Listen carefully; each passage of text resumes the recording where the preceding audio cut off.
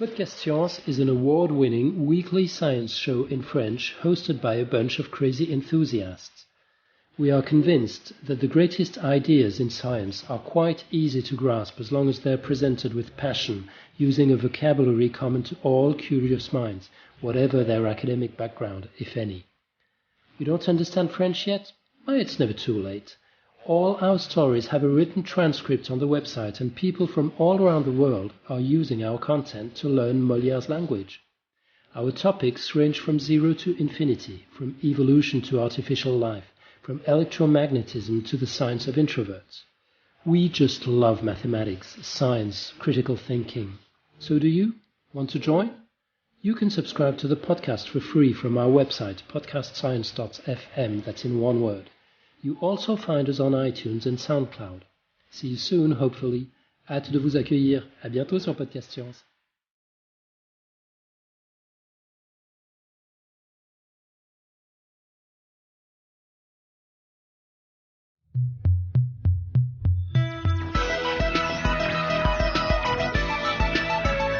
Welcome to the Skeptic Zone, the podcast from Australia for science and reason.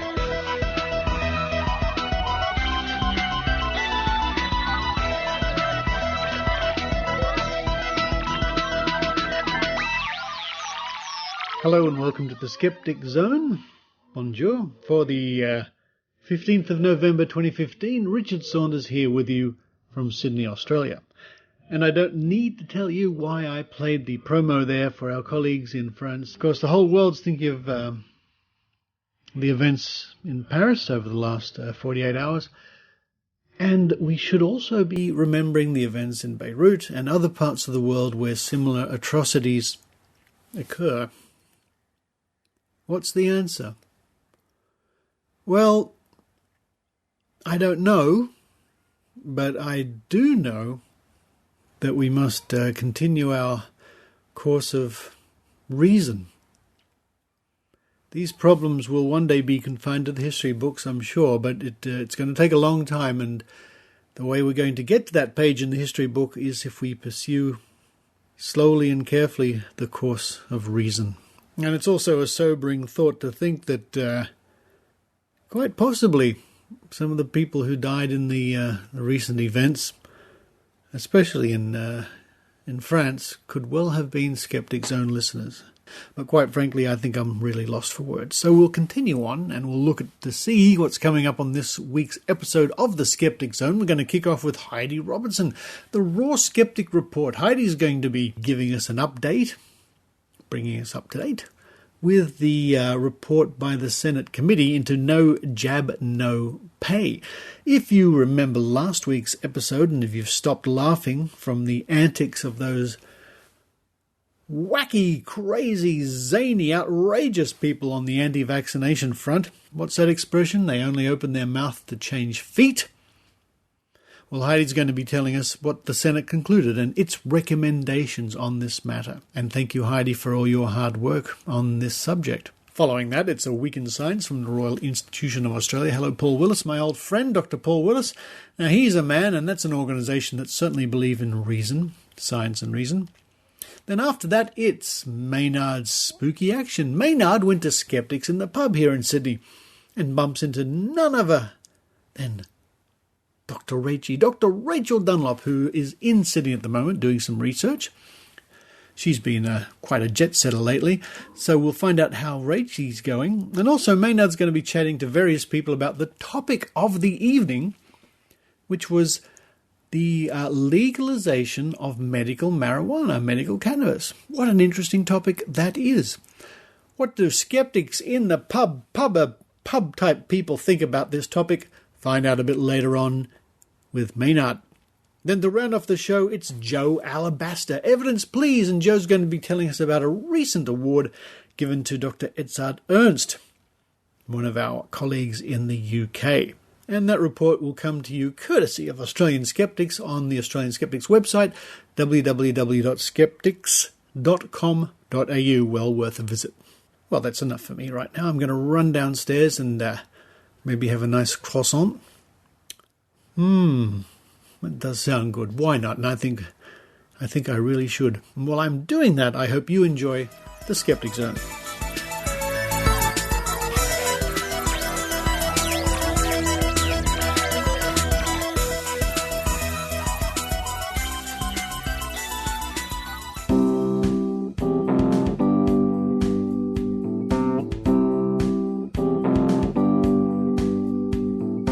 It's the Raw Skeptic Report with Heidi Robertson.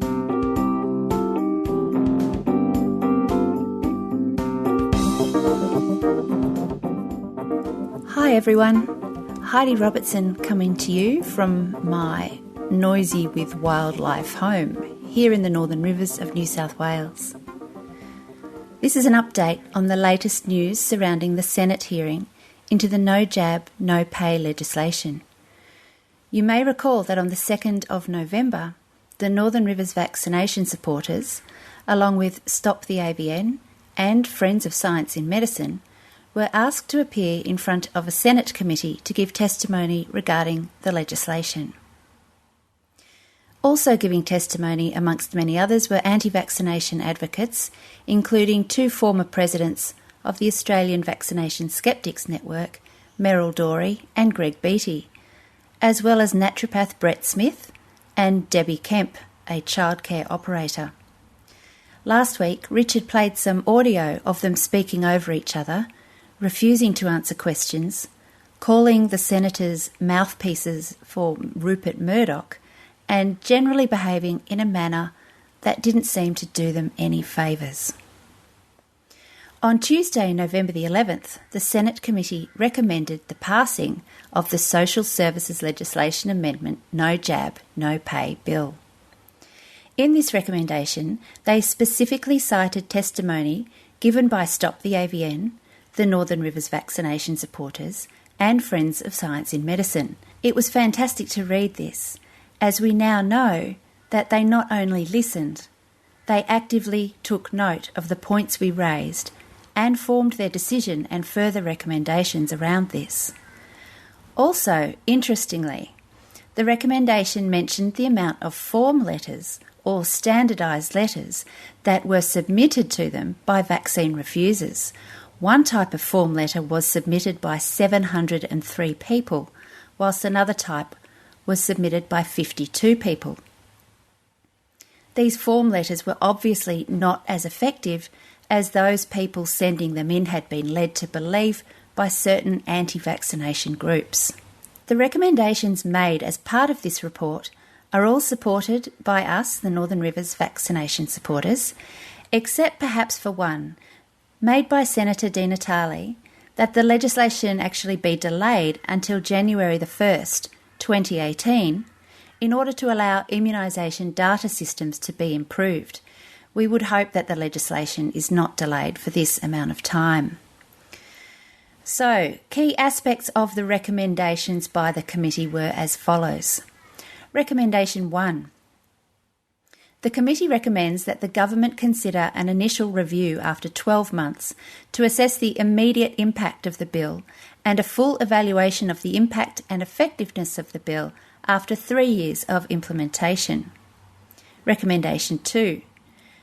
The committee recommends that the government consider the educational and communication strategies to improve vaccination rates proposed by submitters to this inquiry. Recommendation 3. The committee recommends that the government investigate a means of continuing to monitor conscientious objection if the bill is passed. Recommendation 4. The committee encourages the government to investigate the merits of a national vaccine compensation scheme. Recommendation 5. The committee recommends that the bill be passed. So, the next sitting of the House of Representatives and the Senate is scheduled for the 23rd of November, and we expect to hear more then. This is Heidi Robertson signing off for now. For more information on vaccination and vaccine-preventable diseases, please visit our website www.nrvs.info and give us some love in the way of a like on Facebook. Thank you. Bye for now.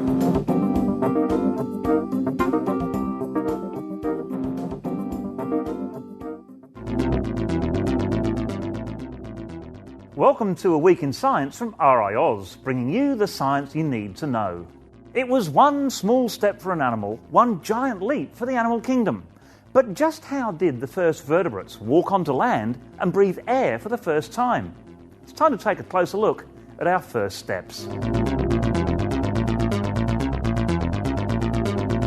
Two recent papers reveal key insights into how the first vertebrates walked onto land and took their first breath. The mechanism that determines whether you have fish fins or walking limbs is the rate at which a couple of Hox genes are expressed. Hox genes are like orchestra conductors. They regulate how a whole suite of other genes perform, and changing its rate of expression can radically alter how an organism develops. We learnt more about limb building when developmental embryologists switched the Hox genes from a fish to a mouse. The fish Hox gene could not produce fingers and toes in mice. Thus, the genetic apparatus required to make fingers and toes must have evolved after walking limbs developed. And we also now know how breathing developed for the first time. And guess what? We almost ended up breathing through our ears. A team studied live polypterid fish from Africa. These fish have a simple lung but no windpipe. The team found that 93% of the air getting into the lung came through holes in the tops of the head called spiracles. Being surrounded by bone, these structures are usually found in fossils of advanced fish and primitive walking vertebrates, the tetrapods. So now we can track how this early breathing mechanism developed. In more advanced tetrapods like us, the spiracles ended up becoming our ears. And now, 4 fast facts about walking on land. While the standard body plan for tetrapods includes 5 fingers and toes at the ends of each limb, some of the earliest landwalkers had 8 digits. In recent years, several fossil finds have completed the picture of every conceivable intermediate stage between advanced fish and the first land-walking vertebrates. The Queensland lungfish, while not an immediate ancestor to land-walking vertebrates, provides a clear picture of how air-breathing evolved in fish before they walked onto the land. And, in case you're wondering, Queensland lungfish are supposed to taste like a very oily salmon, and they're covered in a thick, sticky mucus. I know that because I had to throw my shirt away after handling one of them. That's it for this Week in Science. For more information on walking on land, go to the RiAus website, riaus.org.au, follow us on Twitter @RiAus, and like us on Facebook. I'm Paul Willis, and we'll catch you next week.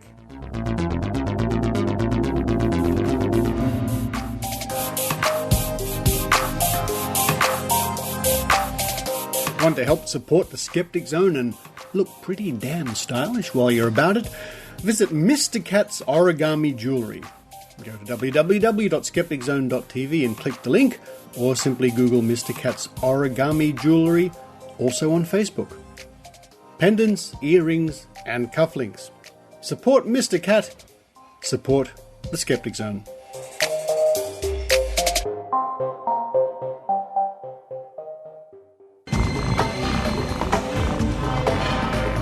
Here's Maynard's spooky action at a distance. We're here at Skeptics at the Pub, and there's a controversial chat going on tonight. It's going to be about decriminalisation of cannabis insofar as being able to use for medical purposes. And can you let us know kind of what we're going to be talking about tonight? Yes, I think our speaker, who's involved in the area, is going to be talking about the minefield that they are entering when it comes to allowing the medicinal use of cannabis for long-term illnesses like cancer, epilepsy, and other very, very nasty illnesses. I think it's fairly well established that cannabis can be of use. And I think the question is just how to harness that in a safe and reliable and legal way. And does the legislation have to change? Now, do you think there's a bit of woo around cannabis like there is around some of these things? Because speaking to some people, you'd think it was an actual miracle drug. People give the idea that it doesn't only have relief from the symptoms of cancer, it can actually cure it. You hear all sorts of things about it. Oh, I've heard that too, yes. And I know somebody who had cancer, has unfortunately died, but they were very much into the cannabis oil, supposed cure. And I think, I think there's a lot of woo attached to it, simply because it's that kind of drug, really. But that's not what we're going to be talking tonight. We're going to be talking about legitimate medical uses with a clinically proven effect. Okay. Yes, because there are too many people that want to jump on the bandwagon, aren't there? Oh, yes, I think they definitely want to jump on the bandwagon and perhaps exploit this. But having said that, I understand that our speaker tonight is going to be talking about the commercial potential of this industry, and it I understand does have a huge commercial potential domestically, also for export. So why stymie that if it can be done safely and legitimately?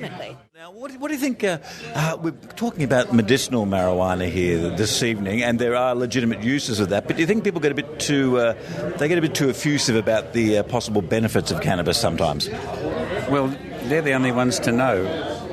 So who are we to know? We who are not in chronic pain. That's true. That's true. I suffer from migraines, actually, and I have never found a suitable medication that will make a migraine at least bearable to stop me thinking of suicide. Yes, so, I know you have to stay inside for, is it more than one day it can go on for?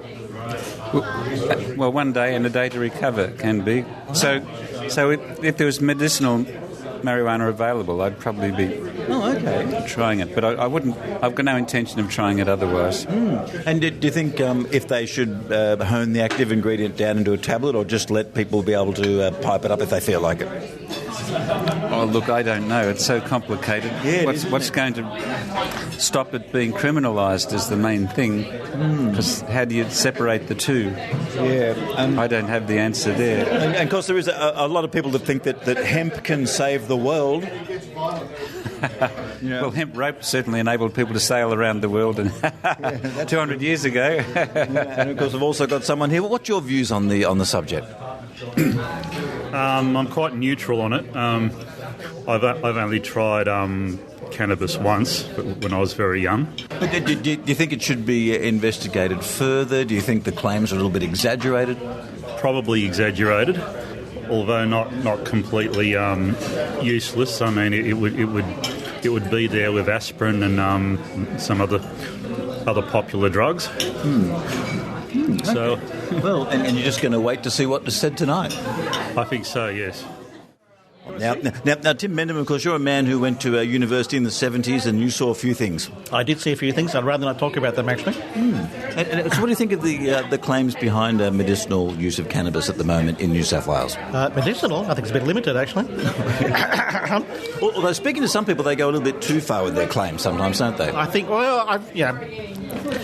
excuse me, any claims about marijuana that are sort of, you mean gone too far? They mean they're lying about how effective they are? Or lying about how sick they are? Well, no, sometimes the range of things it can treat is sometimes expanded beyond... Yeah, probably. I mean, it obviously doesn't treat brain damage. It rather creates brain damage, I believe. I can't remember, actually. So, was it prevalent amongst the university when you were there or not? Or was it just sort of a secret underground thing? No, it wasn't secret at all, actually. No. There was an excellent little music room down below one of the Sydney Uni, the Union Theatre. You used to go down and play music there, and listen to music. Okay. And no one could see in. I mean, literally, you couldn't see in. It was just smoky. And were the authorities sort of turning a blind eye, or they just weren't up to it? Well, because the police aren't allowed onto the campus. Oh, okay. That's still the case? Yeah, well, it was then. I don't know if it is still the case now, but it was the case then. I mean, but they had to be invited on by the Vice-Chancellor or something, so they couldn't just wander on and do a random search. There were a security guard by the university, but I think they ignored it. They didn't care. Okay, so you're going to be certainly interested in the talk tonight? Absolutely interested. Yeah, I have a lot of medical conditions which I'd like to hopefully that marijuana can cure. Now, let me just...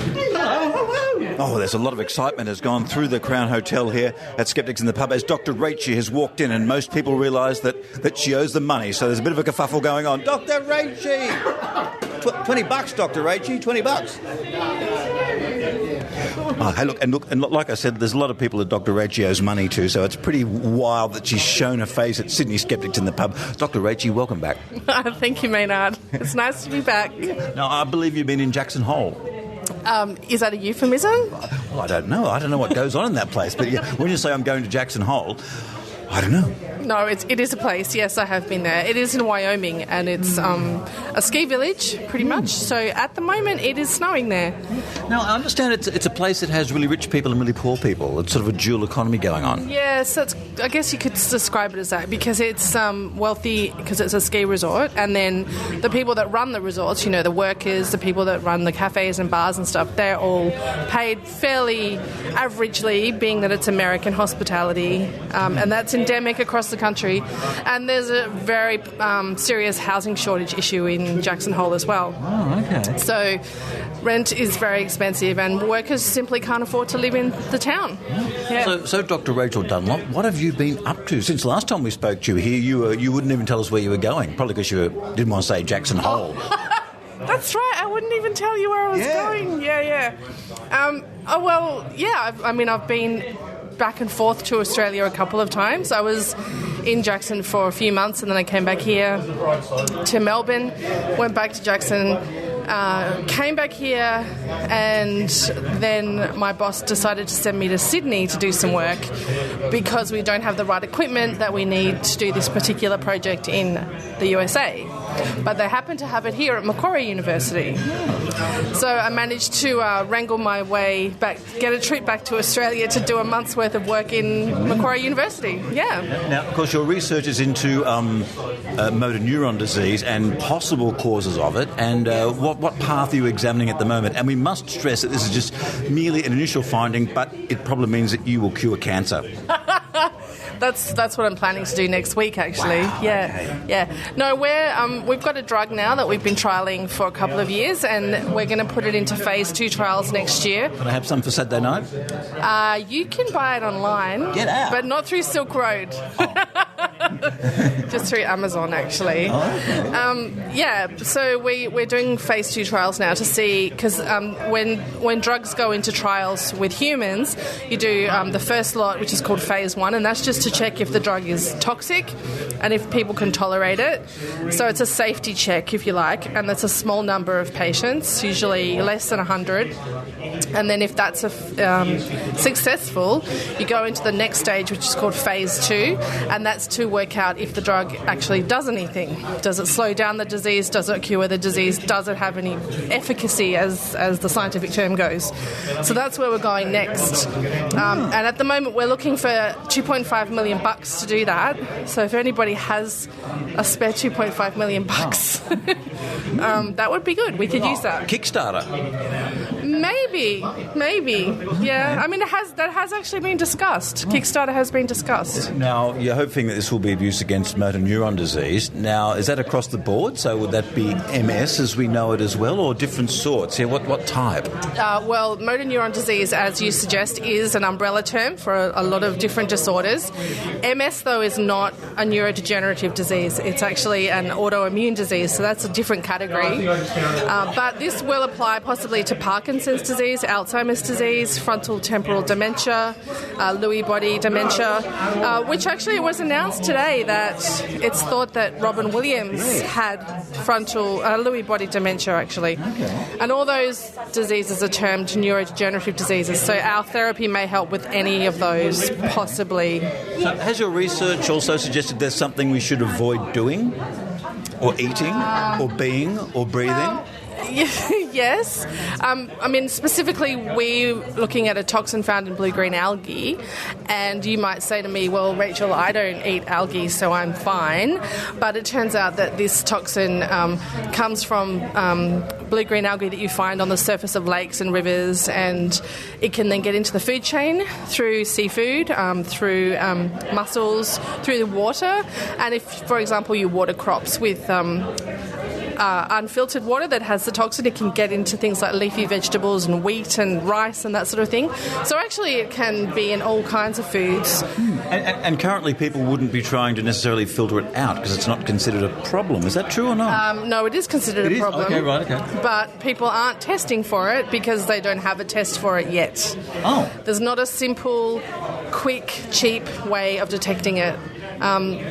At the moment. Wow. So the only advice I could give you is to just don't eat stuff that's come from really, green, mucky waters. And, I mean, how can you tell that, Maynard, you may ask me, if you just go buy it from your fishmonger? Yeah. Well, you probably can't. So, I mean, there are studies showing that mussels have high levels of this toxin because they filter water. So anything that's a filter feeder, like a mussel or a clam, they will filter water, and then whatever was in the water retains back in their flesh, so they can have high levels of the toxin. Wow, okay. Yeah. So you think we're at a bit of a turning point about this, and in a few years' time people will be going, aha. I think that's happening soon. One of my collaboration groups, we had a big grant awarded to us just this week, which is looking at the distribution of this toxin in Australia, because nobody's demonstrated yet that it's actually here. So that's going to be something we're doing in the next few years. And there's a lot of stuff we're working on in the US that I can't talk about for IP reasons, but I think that will accelerate research in this area once these things are done. Okay. So just for the rest of us and for the listeners of the Skeptic Zone, what are the big the turning points in this investigation and research you're doing? At what points do you go, yay? I mean, what was the last one where you went, yes, we've turned a major point here? You've reached a junction, you know? Or is it a slow, gradual thing? I get asked this question quite a lot, and science doesn't really work that way, even though as a researcher at the coalface, that's not really how it works, but that's how people pitch it to work, and that's how it's marketed to work, and that's, what press releases try to allude to, I suppose, but really it is a slow burn, and the stuff that we've been working on for the last 3 years, we sort of came across by accident. So, people tend to think that science is like a eureka moment where you look at something and go, oh wow, that's amazing, I've got something here, but more often than not, the kind of discoveries that become important and useful are the ones that you go, I don't really understand that. That's weird. Why is this like that? I don't understand that. Look, and Dr. Rachie, have you really wanted to punch any journalists lately that have asked stupid questions or got the wrong end of the stick and then proceeded to beat about the bush with it? No, never. And but you know why, Maynard? Because I've learned from people like yourself and from other journos. Because I'm not smart. No, but you're a professional. You're a professional journo. So I've learned... Have you spoken with the ABC? No, I haven't been to that part of the HR website. No, but if you brief journalists properly and you understand what they want and you give them short, sharp answers, you will usually end up with a good result. So no, I haven't had that recently, because I always go into those sort of situations where I brief them well beforehand. I ask for the questions before the interview, always ask for the questions. I ask what's the context of the report, I ask who else is going to be in the report, so I know exactly. And that's particularly important with vaccination stories, by the way, because several times I've had to pull out of interviews about vaccination if they've told me they've got an anti-vaxxer on as well as me, because I will not participate in reports that perpetuate false balance. So I've not had that issue with journos at all. And I did an interview this afternoon via Skype for a South African current affairs show, and it was done in 20 minutes because I asked for the questions beforehand, I was prepared, I rattled them off, that was it. Easy. Okay. And getting back to the regular sort of scepticism, what sort of woo has kept you up at night telling people they're wrong on the internet? Well, it's funny you should ask me that question, mate. I knew there'd be something. There's always something. Well, there's the town where I've been living in Wyoming, Jackson Hole, is very much a woo-woo town. Get out. No, it is. And when I first got there were people asking me if I'd heard of some Australian guy who's a famous juicer. And I can't even remember his name now, but he made a movie called Fat, Sick and Dead and Almost Dead or something. It's really famous in the States, and it was about, the classic journey of he was really overweight and ill and high blood pressure, and so he started juicing and only eating, like kale and smoothies, and he lost weight and blah, blah, blah. Well, I've lost weight. I know you have. What have you been up to? I got dumped. Oh. Ooh. See, that's not a diet that I'd recommend, though, Maynard. But you've got to get something out of it. I suppose so, but it's not like you needed to lose weight to begin with. Well, I'm wearing my 1984 suit. I just realised that's 31 years ago. Right, so at least you can fit into your 1984 suit. That's right. Okay. But should you be wearing a suit from 1984? But I think we're getting off topic here. You completely derailed this discussion, didn't you? Yeah, so maybe I could have the getting dumped diet. Maybe you could. So I just got to encourage people to go out with inappropriate people. Yeah, and then you can make a movie, and it's on Netflix. I haven't seen it. I don't know how you'd monetise that, because a lot of people do it on their own time. Yeah, true. Yeah. I mean, yeah. It's something you could maybe explore. I don't know. Yeah. But, yeah. So this guy's juicing things, and people are going, crikey, they've been saying he's juicing stuff and he's Australian. Well, it's funny you should mention crikey, because it reminds me of when, Steve Irwin was around, and he used to be extremely famous in the USA. And I'd never heard of him in Australia. Many people hadn't, because he was more famous there than he was here. This guy, whose name I can't even recall, is the same deal. Okay. Very famous for juicing. Okay. So did they ask you, did you know him, I guess, because everyone knows everyone in Australia? I don't think they meant it that way. I think they just meant, do you know of him? Not necessarily, do you know who he is? So have you had any local battles with woo, like fluoridation or anything like that? No. I've had to be very careful about... Because you live there. I live there. So, in fact, it's been a good lesson in how to deal with these things without being a dick, if you like. You know how Phil Plait did that talk many years ago about don't be a dick, and yelling at people's not going to help. So you just have to kind of lead them to that decision themselves and offer advice without being, what's the word I'm looking for? Rude or, condescending. Farty or patronising. And is Jackson Hole in a state where marijuana is available for medicinal purposes or not? Not yet, no, not yet. But Colorado is, and that's not far away from us. And I believe they've done very well out of that. They made a huge amount of money from the taxes they took from that, and they've funded all this public stuff like schools and things. So Wow. Okay. Yeah. That's cool. Well, what do you think of the battle's going to be here in New South Wales to possibly get medicinal use of cannabis going in New South Wales? Well, I just think it's a matter of time, isn't it? I don't think it's going to be... It'll take time, but I think it'll happen. Like gay marriage, it's going to happen. It's like, well, why muck around and waste people's time? Let's just deal with it and do it. It's ridiculous. Yeah, look, for many years I fought for the medicinal use of whipped cream bulbs, but I was always unsuccessful. Were you shelving them though, Maynard? You're not supposed to do that. I'll be right back. Look, my head's really spinning now because I've just been watching lots of legal talk about legalising cannabis for medicinal use, and I think I should pass you over to someone who really knows what it is. Who have we got here? Dr. Teresa Nicoletti. I'm a partner at Piper Alderman, and I practice in intellectual property. My specialty is in legal issues in the pharmaceutical and biotech industry. We're involved in the legalisation of medicinal cannabis, and we are constantly engaging with state and federal governments to try and get our heads around a framework that will allow a medicinal cannabis industry to operate in Australia. Are politicians a bit scared of this? Do you think there's votes in it, or it's a bit of a touchy subject?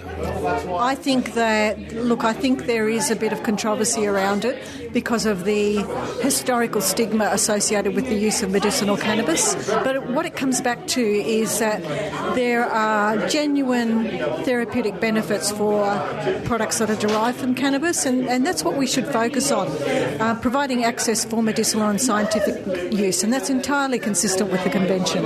Now, you mentioned that there are large overseas corporations that could swoop in and do this if we don't get a move on.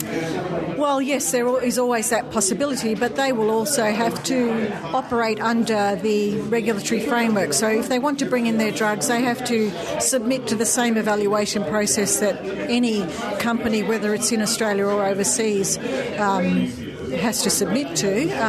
But there are overseas companies that are bringing in their product for clinical trial purposes, and there are also Australian companies that can provide access to those products for that purpose. So I think Australia should try and facilitate companies in Australia that can provide that access. And so the listener's probably wondering, well, what can I do about it? How can I educate myself? Is there a best place to go to simply find out what needs to be done or what the average person could have an effect upon?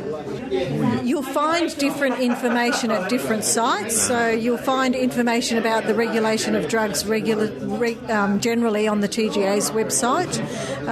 There's access to all the legislation, but it's a minefield, Maynard. What can I tell you? Okay. It's taken me months to actually get my head around it myself, and I work in the area. I know, and you had it, that was beautifully and succinctly put there, but even then I was spinning because people are talking, we might be able to get this done in 6 months, and as you showed, there are certain things like what happens if something goes wrong, who's responsible, who's going to pay for it. Those are huge questions. Yes, and that's why we need regulators in place. So there is talk about a separate regulator for medicinal cannabis, but we already have a very strong regulator, and that's the TGA, who already regulate narcotic drugs and lower risk drugs and medical devices. And so I think we should draw on that existing framework to make this access to medicinal cannabis work. Okay, and what is the best way to educate ourselves generally? The way we all educate ourselves, Maynard, the website. But as I said, I can't tell you how many sources I've seen that actually have misinformation out there. Okay. And just off the top of your head, what do you think would be the main use of the medicinal? That you said there's many things that look promising. What's the one you think in your own mind? And we're not going to hold you to it there. Look, the ones I see having the most promise are for epilepsy. Multiple sclerosis has established use, also the reduction of pain and stimulation of appetite. So there is promise in cancer pain for THC and CBD products. And this is a serious issue. Do you get a bit sick, some people making jokes about the whole thing because, they smoked a doobie when they were younger, so they think that's all there is to it sometimes? Well, I think that's part of the misinformation out there. It is a valuable product, herb that has a number of important therapeutic agents in there. And what people do need to recognise is it's not about smoking weed, it's about providing access to an important medicine.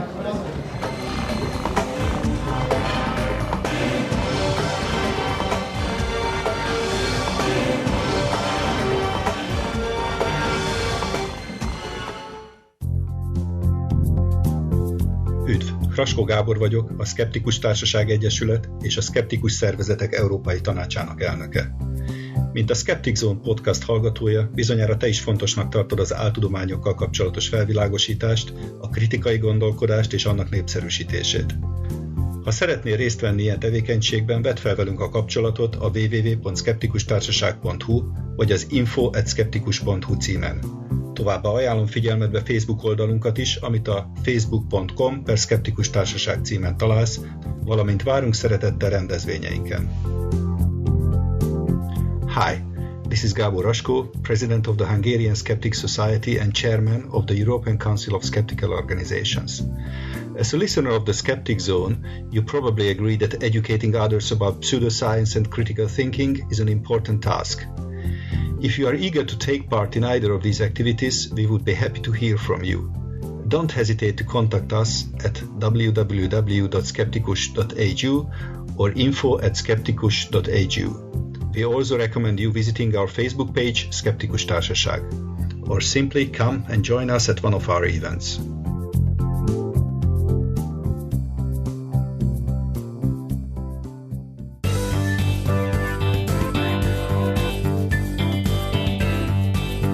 we want is some more evidence, please.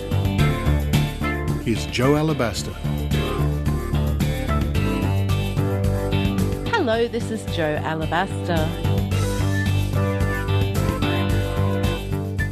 Professor Edzard Ernst and Professor Susan Jebb are the two winners of the 2015 John Maddox Prize for Standing Up for Science. The prize, named after a former editor of science journal Nature, is a joint initiative of Nature, the Cone Foundation, and the charity Sense About Science. Ernst is well known for his stance against alternative and complementary medical treatments that lack evidence or substantiation. His book, Trick or Treatment, Alternative Medicine of Trial, co-authored with Simon Singh, is an exposition of a wide range of alternative treatments, assessing their efficacy, if any. He is also well known for being on the receiving end of criticism from Sir Michael Peet, the then Principal Private Secretary of Prince Charles, who accused him of breaking a confidentiality agreement over the Smallwood Report on complementary medicine.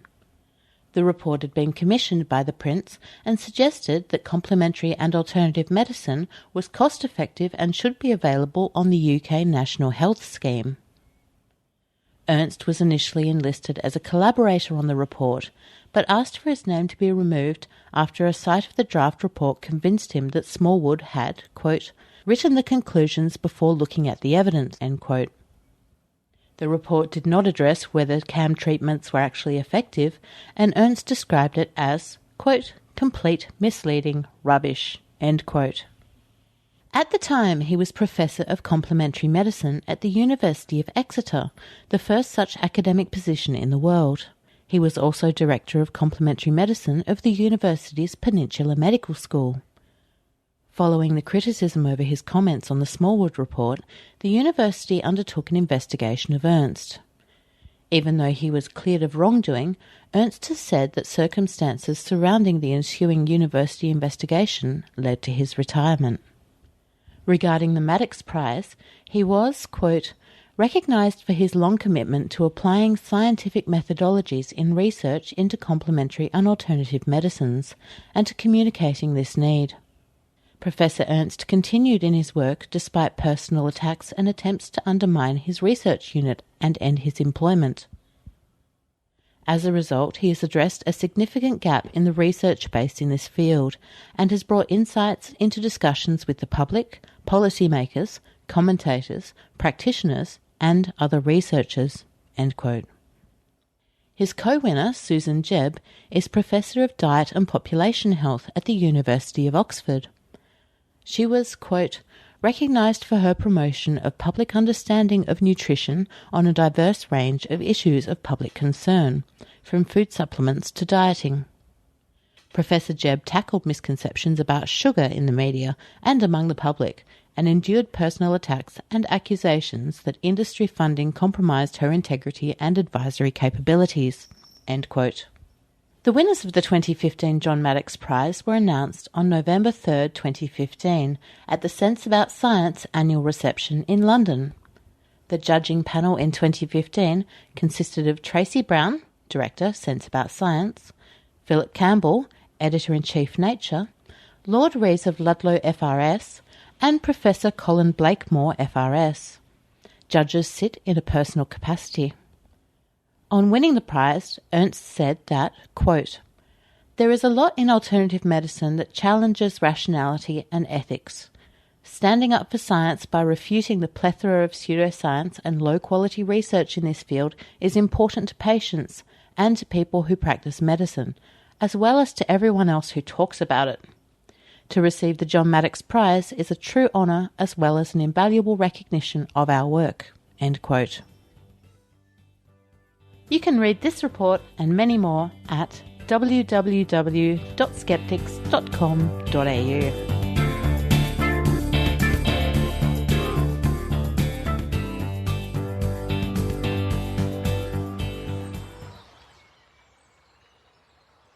Hey, Heidi.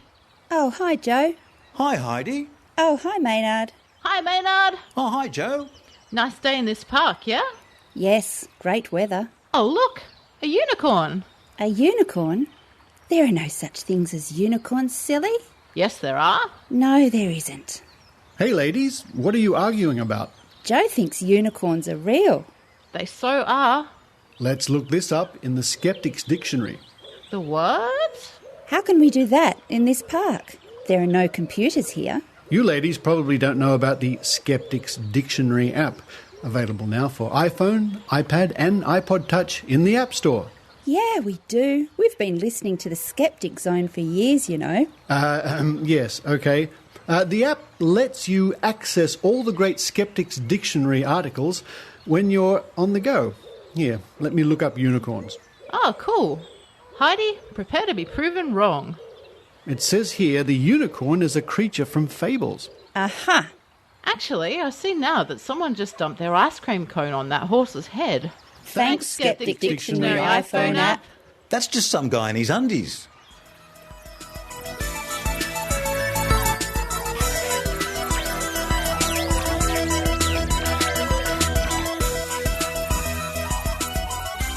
Thank you for listening to the Skeptic Zone. Thank you to those people who help the Skeptic Zone by your little payments, micropayments through PayPal at skepticzone.tv. Hit the subscribe button. It really does help. There's some more microphones in the very near future I need to buy. So your chipping into the Skeptic Zone really does help to do that. It's fantastic. And thank you to those people who have been visiting Mr. Cat's online store, Mr. Cat's handmade origami jewellery. The link's at skepticzone.tv. That money also goes to help the Skeptic Zone. And I'll be having a little stall for Mr. Cat's origami jewellery at the Glebe Markets here in Sydney on the 12th of December. If you're there, drop by and say hello. Coming up on next week's show, more interviews from the Australian Skeptics National Convention. Maynard running around with his microphone, getting some really top interviews. So more of that coming up. I hope you enjoyed the interviews so far from Maynard with Eugenie Scott and Joe Nicol, amongst others. But for this week, this is Richard Saunders signing off. Au revoir from Sydney, Australia. You've been listening to the Skeptic Zone podcast. Visit our website at www.skepticzone.tv for contacts, an archive of all episodes since 2008, and our online store. Please support the Skeptic Zone by following us on Twitter at Skeptic Zone, liking us on Facebook, and leaving a review on iTunes. You can also show your support by subscribing via PayPal for as little as 99 cents a week. The Skeptic Zone is an independent production. The views and opinions expressed on the Skeptic Zone are not necessarily those of Australian Skeptics Inc. or any other skeptical organisation.